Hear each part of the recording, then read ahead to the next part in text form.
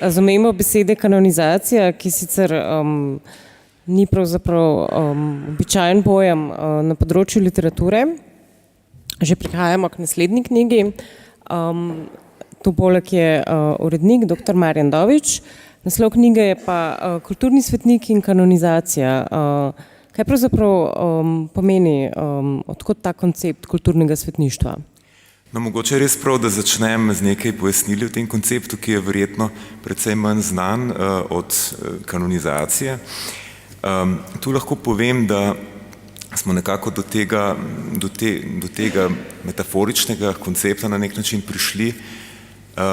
Pravzaprav pobudo zanj so dali islandski kolegi, ki jih je pravzaprav vodil nek podoben interes kot pač neko skupino raziskovalcev pri nas, namreč ukvarjali smo se s kanonizacijo, s posmrtno kanonizacijo nacionalnih pesnikov. No, in bi rekel, to zanimanje nekako privedlo do skupnega projekta, kjer smo najprej primerjalno obravnavali Prešerna in islandskega nacionalnega pesnika Jonasa Hallgrímssona. Pri tem smo seveda prihajali do nekih zelo zanimivih zaključkov. Zato se je počasi pravzaprav naš krog interesa razširil, tako da smo pravzaprav se ukvarjali s posmrtnimi kulti, s kanonizacijo različnih evropskih umetnikov. No in tu smo potem ugotavljali, da seveda obstajajo mnogi elementi, ki pravzaprav imajo neke določene poteze, ki spominjajo na neko religiozno čaščenje. Se pravi, tu pravzaprav prihaja do izrazite ritualizacije tega slavljenja, ki se kaže v različnih zborovanjih, procesijah, prihaja do idolatrije, zanimive stvari se dogajajo tudi z relikti in relikvijami, specifično pač teh velikih velikanov kulture, ki so deležni na nek način kultnega slavljenja. Na zunaj se seveda to kaže v tako zvani spomeniški maniji, seveda, ki še danes zaznamuje mnoga evropska, pravzaprav celoten pravzaprav evropski urbani teritorij, seveda tudi slovenskega. No, zdaj na nek način je zanimivo tudi, da pravzaprav te kulti v neki fazi pravzaprav slavljenje pomembnih osebnosti v nekem trenutku dobi izrazito kulturni ali pa umetnostni poudarek in pravzaprav da v ospredje stopijo zlasti literati. To je neka zanimiva lastnost. Ta proces se morda na nek način nakazuje že konec 18. stoletja s Shakespearovim kultom. Shakespearu govorijo kot o bogu naše idolatrije. Na kontinentu, v Evropi pa zlasti v prvi tretjini oziroma potem še posebej v drugi polovici 19. stoletja bi lahko rekli, da je nekako model za te ritualne komemoracije postavljen zlasti s Schillerjevimi komemoracijami v nemškem prostoru, ki hitro dobijo zelo množičen predznak in pravzaprav jih kot strukturni vzorec kopirajo tudi druge kulture, celo tiste recimo, ki pravzaprav so bi rekel v neki nacionalni tendenci seveda nemškim nasprotne. Se pravi, nekako smo ugotovili, da zlasti v povezavi z vzorci kulturnega nacionalizma to čaščenje umetnikov in zlasti pesnikov prerasel pravzaprav nek panevropski val in lahko bi na nek način rekli, da so kulturni svetniki neke vrste svetniki nacionalizma, najbolj enostavno bi lahko temu rekli tako, ali celo božanstva v nekaterih primerih. Zdaj, v tem primeru seveda metafora pravzaprav postaja več kot to, ampak tukaj moramo biti pa nekoliko previdni, ker se mi zdi, da je eno obdobje v zgodovini, kjer pač ta metafora mnogo bolj deluje kot prej ali pozneje. Namreč kulte pesnikov imamo že prej, tudi v antični Grčiji, seveda, ampak ta bi rekel, to obdobje, ko je pa ta proces najbolj zgoščen, jaz nekako postavljam med 1840 in nekje do začetka druge svetovne vojne, potem pa je mogoče že to manj izrazito.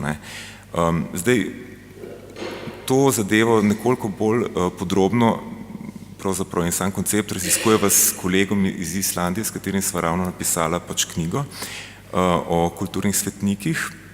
Jasno, v tej naši knjigi, ki pa jo danes predstavljam, je pa zadeva postavljena nekoliko drugače, ker seveda gre za skupen projekt za zbornik, ki ga je napisalo 20 avtorjev, in sicer smo skušali doseči neko maksimalno koherentnost pristopa na ta način, da smo pač v sodelovanje vpeli 11 članov projektne skupine, ki se pravzaprav s to celotno temo ukvarja, že trenutno še ta projekt poteka, in povabili še 9 dodatnih specialistov.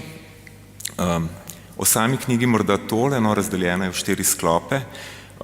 Prvi je recimo bolj teoretični, tu se ukvarjamo s pač našimi temeljnimi koncepti, zlasti kulturnimi svetniki, seveda tudi kanonizacijo, ki je drugi ključen koncept, ki na nek način spet seveda povezuje obe poli, recimo kanonizacijo, bi rekel, kot nek proces, ki se dogaja v verskem kontekstu in pač kot termin, ki je tudi uveljavljen v kulturnem kontekstu. No, potem drugi sklop, v drugem sklopu skušamo vsaj nekoliko pogledati pač po Evropi z izbranimi prispevki, tako da obravnavamo recimo Schillerjevo kanonizacijo, Danteja in druge italijanske pesnike, potem v slovanski svet s Puškinom, ki je bil seveda tak izrazit primer nacionalnega pesnika kanoniziranega. Skušamo pogledati tudi v prostor bivše Jugoslavije, tu smo povabili še 2 kolegici, tako da imamo nekako, da pregledamo, kaj se je dogajalo na Hrvaškem, Srbiji, v Črni Gori. In seveda najobsežnejši sklop pa se seveda ukvarja s slovenskimi primeri. Jasno, slovenski kulturni svetnik paradigmatični je vsekakor Prešeren, kot je že omenil kolega prej. Njegova kanonizacija je seveda izrazit primer uspešne kanonizacije, da tako rečemo. V naši knjigi imamo 2 študije o Prešernu, ena se ukvarja s hagiografskimi elementi v njegovi v biografski prozi, ki je bila pač pisana o Prešernu v tej zgodni fazi, v odločilni fazi kanonizacije, se pravi do postavitve Prešernovega spomenika. Druga študija se ukvarja s Prešernovim svetovljenjem. No, ampak da skrajšam, ker mislim, da sem dolg. Že čas preganja. V redu. Žal. Dobro, samo za konec. Ukvarjamo se pa tudi z neuspešnimi primeri kanonizacije, se pravi ravno z Vrazom, ki mu je bila sicer posvečena tudi cela knjiga, pa recimo z Auerspergom, se pravi, zakaj v slovenskem kontekstu določeni osebe pač niso mogle biti sploh seveda kanonizirane na ta način. In pa še čisto za konec, da omenim nekaj zanimivih obravnav, ki pa pravzaprav dejansko obravnavajo primere, kjer vzporedno poteka neka kanonizacija v kulturnem kontekstu in potem še tudi v verskem, pač v tem primeru v katoliškem, in seveda Slovenci imamo primer Slomška, za katerega seveda ne bi mogli reči, da je kulturni svetnik, ker pravzaprav njegova kanonizacija ni bila tako izrazita, avtorica mu potem pravi bolj kulturna avtoriteta. Je pa vsekakor bil pač beatificiran pred leti. In še 2 primera, kjer imamo spet take zanimive procese. To pa sta 2 arhitekta, Jože Plečnik in Gaudí. Zlasti Gaudí je seveda nesporno kanoniziran kot pomembna kulturna figura, no, in zdaj tu teče pa še ta zanimivi proces. Ampak to samo za konec, da vidimo, da pravzaprav to področje še danes lahko neke zanimive obravnave prikliče. Hvala. Najlepša hvala tudi vam.